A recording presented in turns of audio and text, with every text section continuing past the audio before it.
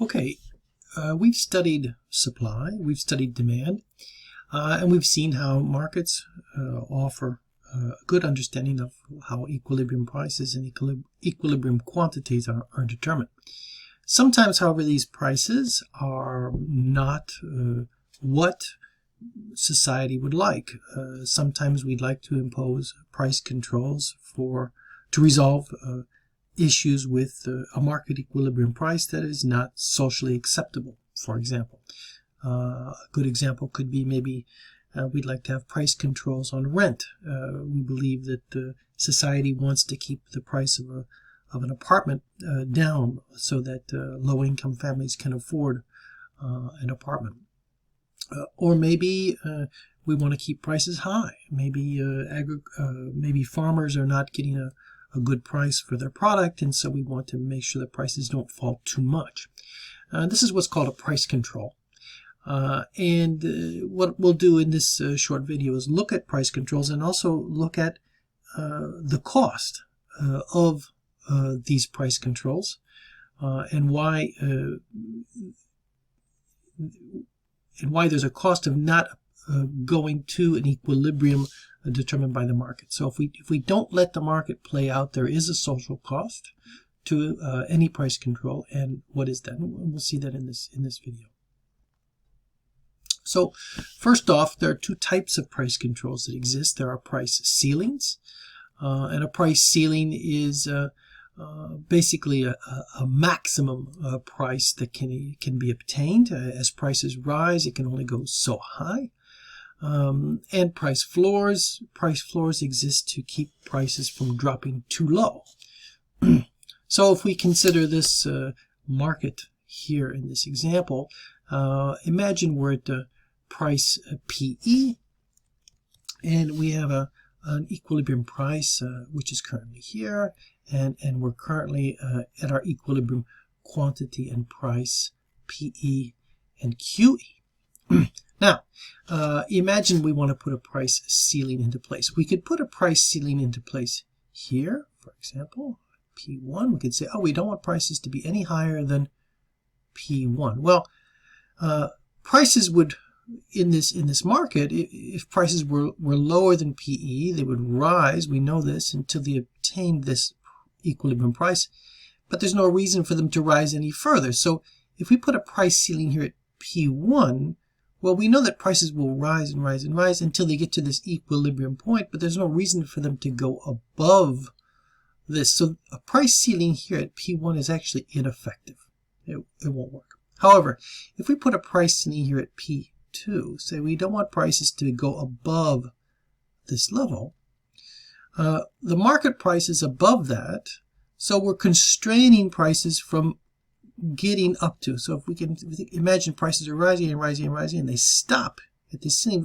They want to go up to this level, but they can't. So a price ceiling at level P2 would effectively stop prices from attaining their equilibrium level, and so it's an effective price ceiling.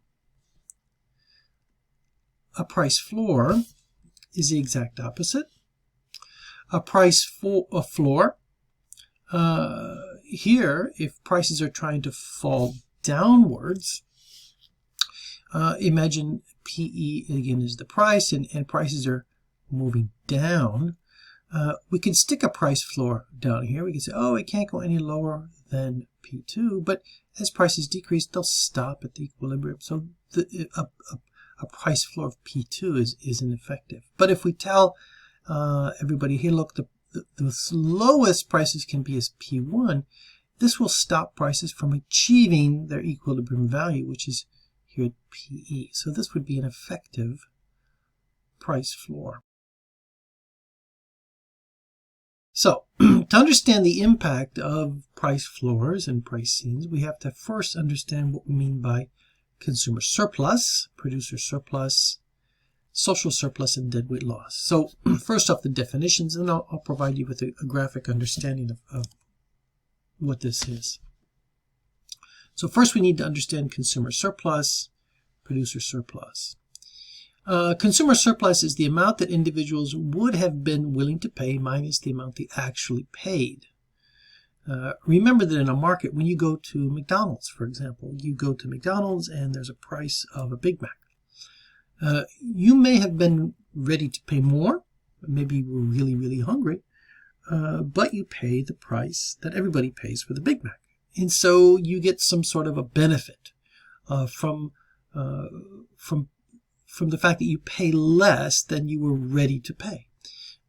Producers also benefit from this type of benefit. Sometimes they're willing to sell at a lower price. Maybe McDonald's was ready to sell a few hamburgers at a low price, but the market price is very high, and they're very happy about that. And so they get a sort of benefit as well. And all of that leads us to understand the concept of social surplus, which would be the sum of producer and consumer surplus. So let me take to my diagram again, and I'm going to explain to you exactly what we're talking about. So imagine, if you will, a situation where we have demand and supply. Talk about, for example, I'm going to stick the demand curve here on the vertical axis, and I'm going to fix supply as well on the vertical axis, just to make this very easy to understand what's going on. So we have quantities and we have prices or euros here, for example. And in this market, the equilibrium price is right here. So we have a price. Darken this up a little bit. We have a price and we have quantity here. Quantity and we have price. Let's take a value of quantity to start our example. Let's look at 1 unit here. So we're looking at a small quantity. We have 1 unit.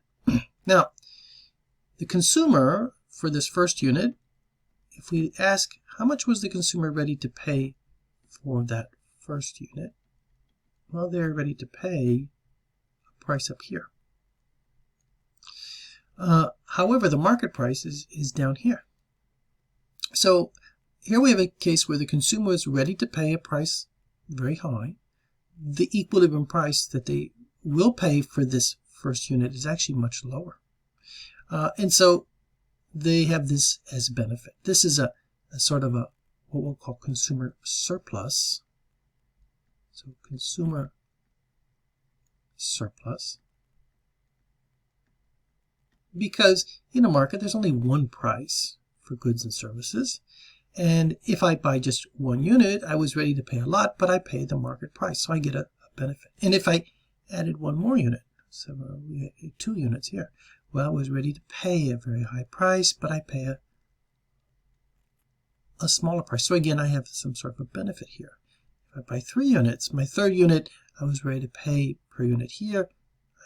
I pay here, and so I get again a benefit. And this benefit exists as I expand the number of units. The amount I was ready to pay for 4 units is actually more than the market price, etc. And we can see that slowly we're filling in this triangle here as we expand the number of units until we get to the equilibrium here. So the consumer surplus is this triangle above the market price but below the demand curve, and this is consumer surplus. Now, the same can be said about producers, right? So producers, to sell quantity here, they were ready to sell it at a price, let's say right here, but in fact the market price is much higher. So the 1 unit, they sell it and they make a benefit. They sell it at a high price, but they were ready to sell 1 unit at a low price. 2 units, they were ready to sell at a per unit price here, but in fact the market price is much higher. It's here. 3 units, they were ready to sell the 3 units at this price, but they sell them at this price, the market price, again, up here. And little bit by little bit, we're filling in this triangle, which is below the market price, but above the supply curve. And this is called producer surplus. Producer surplus. And the sum of all of that, the sum of all this consumer surplus, which is here, and producer surplus, which is down in this triangle, all of this huge triangle here is called social surplus. So this and this, social surplus. Okay, let me take a different color here. So these two are social surplus, the sum of producer and consumer surplus. And it's this big triangle. And this triangle exists if we get out to the equilibrium quantity, which is here, and we have the equilibrium market price, which is here. And we maximize our social surplus. Okay, so this is where producer surplus and consumer surplus come from. Let's get back to our slides. So we can see, again, here in this very simple drawing, we have demand and supply, and for each quantity, the consumers who are ready to pay a higher price here, but they only pay the equilibrium price.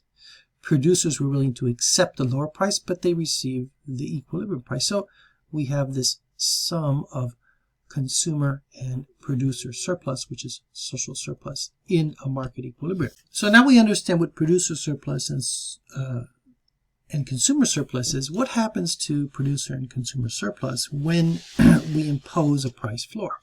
Well, when we impose a price floor, the price floor is going to fix the price at some level, let's say here. And that means that we're not going to reach the equilibrium quantity, and we're only going to consume out to this amount here. And so the consumer surplus and producer surplus won't be maximized because we don't get out to this best point of quantity, and we don't get down to this price and this quantity. We stop consumption here because we're at a higher price. So we've got demand and we have supply. And if things were working right, the economy, we would have equilibrium price and equilibrium. And all of this area here would be surplus. But now we're going to impose a different price. We're going to impose a price floor, let's say here at PF, price floor. So prices can't go any lower than that. So prices can't drop below this price floor. At this price floor, the quantity consumers demand will only be here. Producers would like to sell here, so we have a surplus, but we only demand this amount. So the quantity that's going to be purchased is right here. Quantity demanded will be here. So let's go and assess what consumer surplus is. Consumer surplus is the area below the demand curve and above price. So we can add up all of our lines of consumer surplus, and they're here. And this is consumer surplus. What about producer surplus? Well, producers are selling at this price here, but they were ready to sell each quantity at a much lower price. Here, they were ready to sell it here, and here, etc., etc.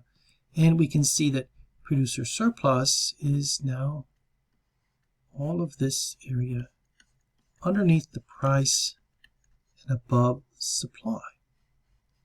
But what's interesting is that we don't go beyond this amount here. We don't go any further. We don't get out to QE. So total surplus has decreased. We used to have all of this. Remember when we had a market equilibrium? And you know what? We don't have it anymore because we stop at this quantity here. We don't push out to this quantity. And this is called deadweight loss. This is the decrease in social surplus from having a price floor.